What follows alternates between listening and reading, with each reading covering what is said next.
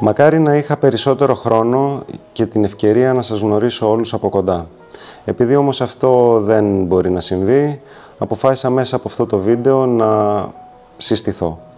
Γιώργος Πάτης Φουντάς, υποψήφιος Δημοτικός Σύμβουλος με τον Κωνσταντίνο Ζέρβα, ναι στη Θεσσαλονίκη. Επιχειρηματίας, μέλος διοίκησης του Ελληνικού Κολεγίου Θεσσαλονίκης. Υπεύθυνος αθλητισμού, πολιτισμού και δημοσίων σχέσεων.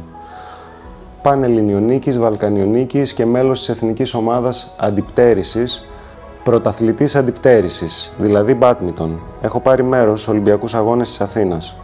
Πιλότος επιβατικών αεροσκαφών, αντιπρόεδρος της UNESCO Θεσσαλονίκης και στον ελεύθερο μου χρόνο ιστιοπλώος. Παντρεμένος με την εκπαιδευτικό Μαρία Μίτσιου και πανευτυχής πατέρας της δίχρονης Εμιλίας.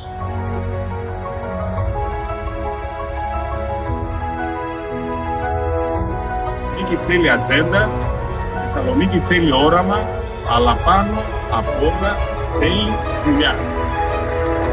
Γιώργος Πάτης Φουντάς.